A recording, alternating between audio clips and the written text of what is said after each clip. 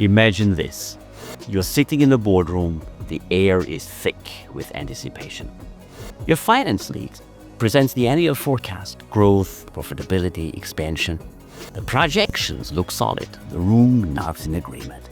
But deep down you wonder, are we seeing a real picture or just a polished illusion?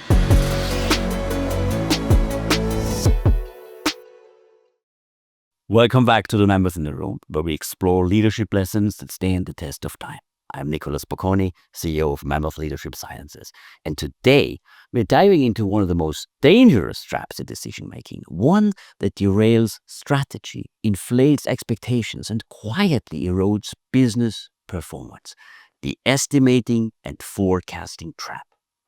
This is part of our series on evolutionary decision-making biases, the subtle yet powerful shortcuts our brain takes without us even noticing.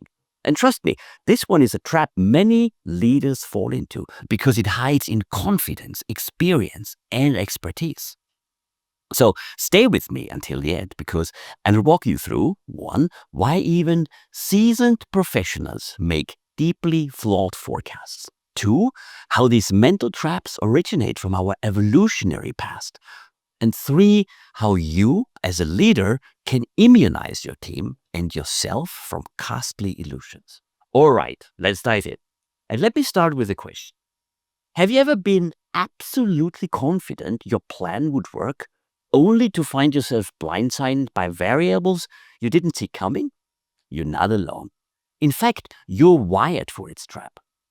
When you make estimates or forecasts, whether it's revenue for next quarter, market uptake of a new product, or time required for a project, your brain pulls from past experiences. That's good, right?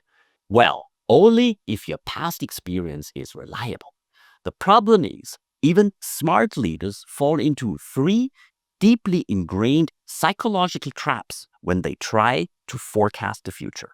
1 is the overconfidence trap, 2, the prudence trap, and 3, the recallability trap. Let's unpack them one by one with real-world stories and scientific backing. Let's talk about trap number 1, the overconfidence trap, or why your certainty is often an illusion. Let's start with the big question. Why do so many leaders, and I mean even experienced, analytical, numbers-driven leaders, consistently underestimate costs, overestimate timelines, and believe in rosy futures that rarely materialize? Because our brains aren't wired for accuracy. They're wired for confidence in our gut feeling estimates, even when those estimates are wrong. Think back to any forecast meeting you've attended. Someone projects next year's revenue, margin growth, down to a decimal. The numbers feel sharp, convincing, even scientific. But here's the kicker. Most of those estimates are wrong. Research shows that professionals routinely give far too narrow ranges when making predictions. They're overly confident in their assumptions, even when history has shown repeated inaccuracies. Now, why does this happen? Because evolution rewarded confidence. In early human tribes, those who spoke with conviction, "We'll find food in that valley," or "This route is safe," were more likely to be followed. Confidence became a proxy for competence.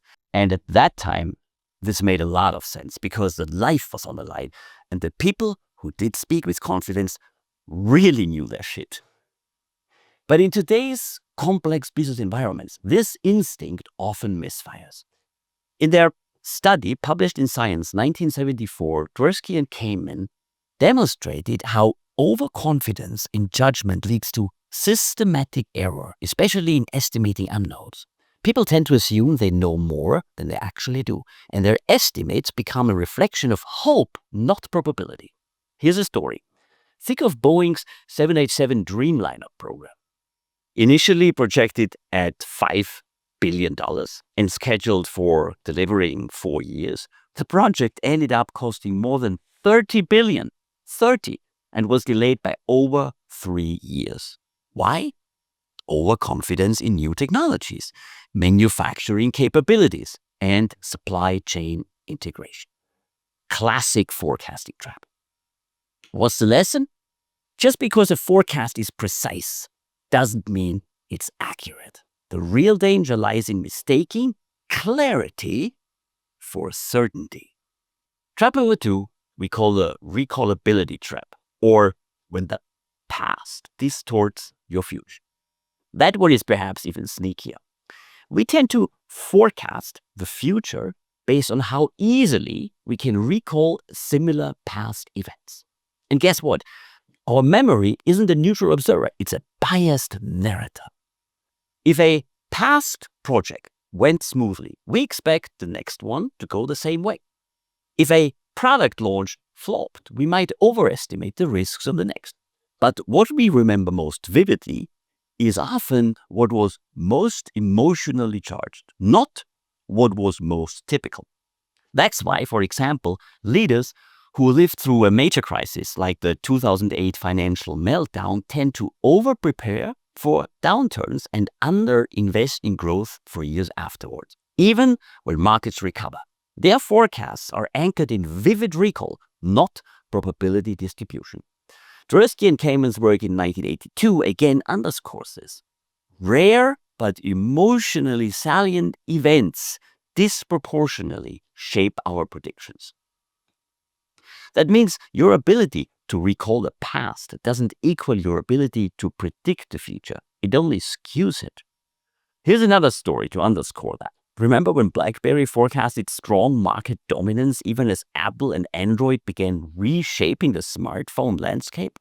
Their leaders were anchored in the memory of past success and underestimated how quickly consumer preferences could shift. What's the lesson here? Your memory is not a data set, it's a storyteller. Don't let vivid past experiences cloud what's truly probable. And then let's talk about trap 3, the prudence trap, or when playing it too safe hurts performance. For that one, let's flip the coin. Sometimes leaders don't overestimate, they underestimate because they want to play it safe. Sounds like a good idea, right? Not always.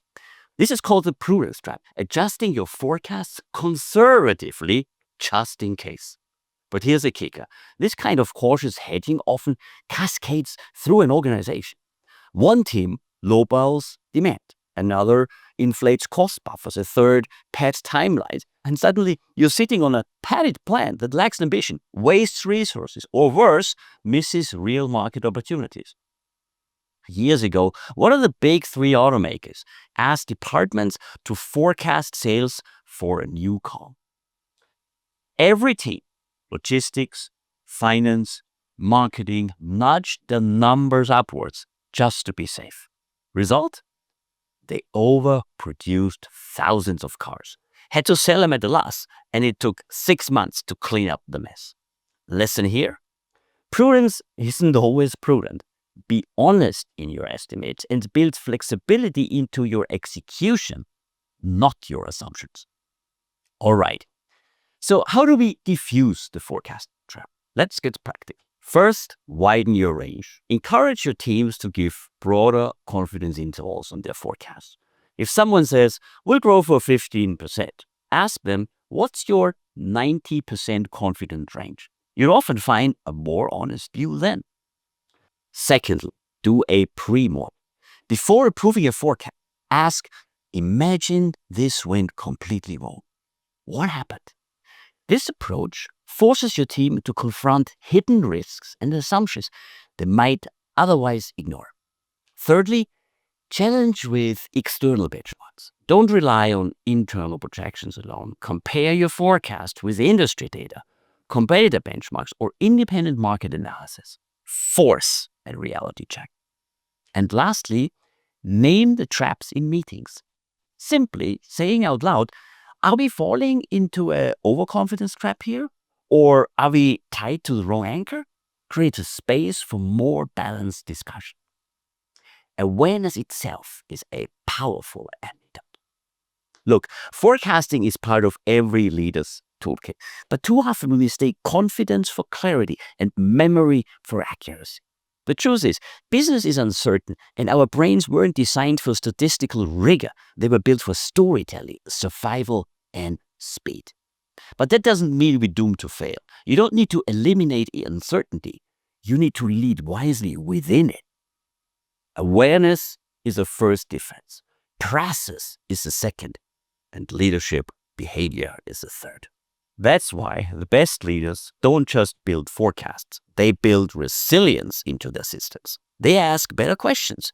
They challenge assumptions. And they surround themselves with people who don't just nod and agree, but challenge your thinking before the cost of being wrong becomes too high. So next time you sit in a strategy meeting, pause before you accept that timeline, that forecast, or that paddle buffer. Ask yourself, is this a plan or just a trap in disguise? If you want to dive deeper, I recommend revisiting The Hidden Traps in Decision Making by Hammond, Keeney, and Reifer. It was published in Harvard Business Review in 1998. And the classic judgment studies by Dwersky and Kahneman, especially their 1974 Science article, Judgment Under Uncertainty, Heuristics and Biases. And the literature are, as always, in the show notes. All right. Thanks for listening or watching. And if you want to outthink your instinct and make better business decisions, tune in again. Subscribe, rate, and share with anyone passionate about leadership. And lastly, if you're interested in more, you can order my book. It has the same title as the podcast, The Mammoth in the Room. It offers a practical roadmap how great leaders and their teams embrace evolutionary truths for outstanding business results. And it does that in 3 sections: on people, on strategy, and on implementation. Until next time, lead wisely, think critically, and don't let your brain trick you. Because remember, that mammoth, that very mammoth, is always in the room. Nicholas Bocconi, The Mammoth in the Room.